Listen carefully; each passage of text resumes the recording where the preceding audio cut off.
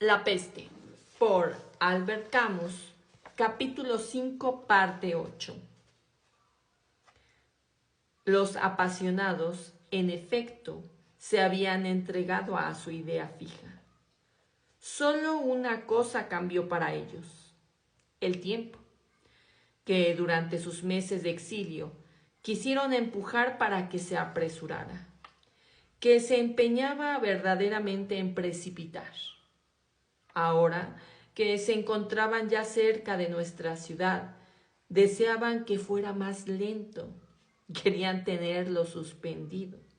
Cuando el tren empezaba a frenar antes de la parada, el sentimiento, al mismo tiempo vago y agudo en ellos, de todos esos meses de vida perdidos para su amor, les hacía exigir confusamente una especie de compensación que consistiera en ver correr el tiempo de la dicha 2 veces más lento que el de la espera.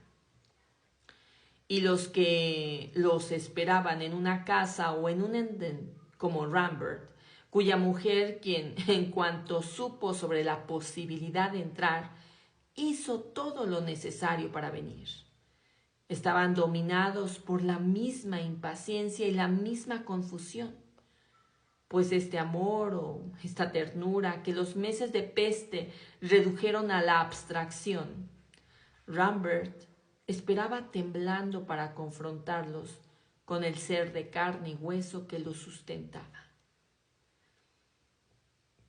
Él hubiera deseado volver a ser aquel que, al principio de la epidemia, intentaba correr de un solo impulso fuera de la ciudad, lanzándose al encuentro de su amada.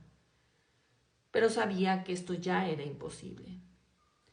Había cambiado. La peste ponía en él una distracción que procuraba negar con todas sus fuerzas y que sin embargo prevalecía en él como una angustia sorda. En cierto sentido tenía la impresión de que la peste terminaba muy brutalmente y no tenía aspecto de ánimo ante esto. La felicidad llegó a toda velocidad. El acontecimiento iba más deprisa que el deseo. Rambert sabía que todo sería devuelto de golpe y que la alegría es una quemadura que no se puede saborear. Todos, el resto, más o menos conscientemente, era como él y de todos es necesario hablar. En aquel andén de la estación, donde volverían a empezar sus vidas personales, sentían su comodidad y cambiaban entre ellas miradas y sonrisas. Pero su sentimiento de exilio, en cuanto vieron el humo del tren, se extinguió profundamente bajo la avalancha de una alegría confusa y cegadora. Cuando el tren se detuvo, las interminables separaciones que comenzaron en esa estación tuvieron ahí mismo su fin en el momento en que los brazos se envolvían, con una avaricia gozosa, los cuerpos cuya forma viviente ya no recordaban. Rambert no tuvo tiempo de mirar esta forma que corría hacia él y que se arrojó contra su pecho. Cuando la tuvo entre sus brazos, apretó contra él una cabeza de la que solamente veía los rizos familiares. Dejó correr las lágrimas, sin saber si eran causadas por una felicidad presente o por el dolor tanto tiempo reprimido. Y seguro, al menos, de que ellas le impidieran comprobar si aquella cara escondida en su hombro era con la que tanto soñaba, o por el contrario, la de una extraña. Por el momento quería ser como todos los que estaban a su alrededor. Creían que la peste puede llegar y marcharse sin que cambie el corazón de los hombres. Apretados unos contra otros, se fueron a sus casas, ciegos al resto del mundo, triunfando en apariencia sobre la peste, sin acordarse de todas las miserias de aquellos otros que, llegados en el mismo tren, no encontraban a nadie esperándolos y se disponían a recibir la confirmación del temor que un largo de silencio hacía nacer en sus corazones. Para estos últimos, que ahora no tenían por compañía más que su dolor reciente, para todos los que entregaban en ese momento el recuerdo de un ser desaparecido, las cosas eran de otra manera, y el sentimiento de la separación alcanzaba su cúspide. Para esos madres, esposos, amantes que perdían toda dicha con el ser ahora confundido en una fosa anónima o deshecho en un montón de ceniza, para esos continuaría por siempre la peste.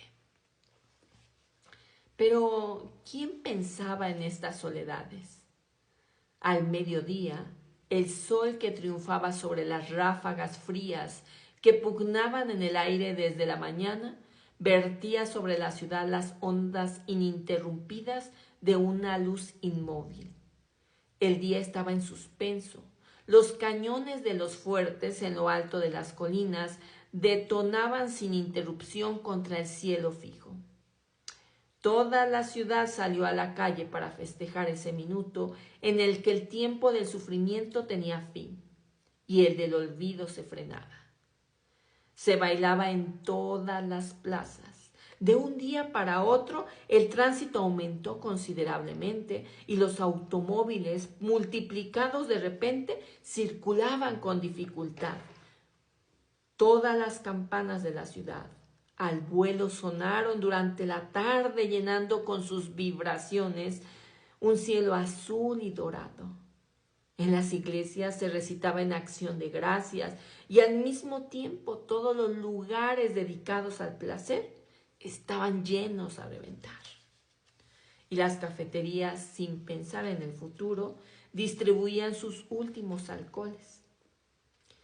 Ante sus mostradores se apretaba una multitud de gente, todas igualmente emocionadas, y entre ellas numerosas parejas enlazadas que no temían ofrecerse al espectáculo.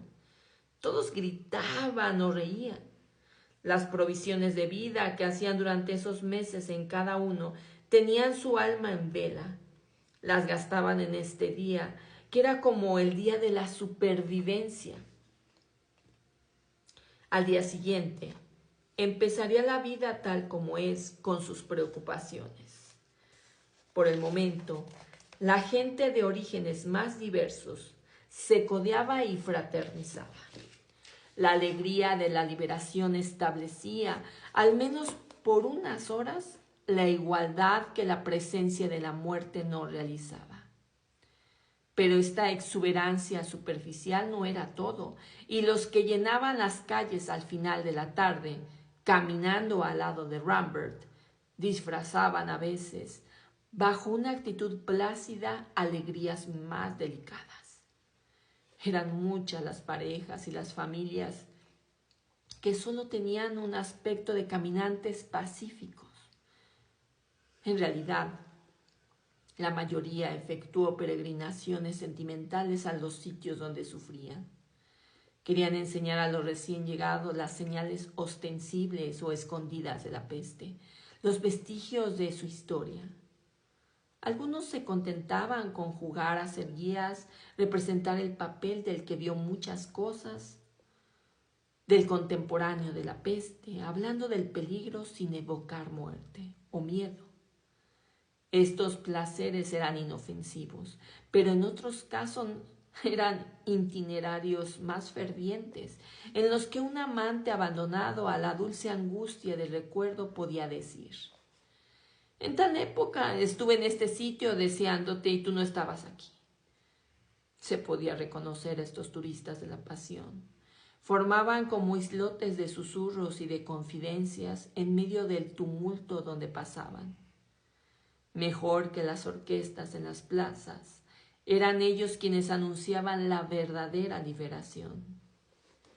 Pues esas parejas radiantes, enlazadas y con pocas palabras, afirmaban en medio del tumulto, con el triunfo y la injusticia de la felicidad, que la peste terminaba y que el terror cumplía su plazo. Negaban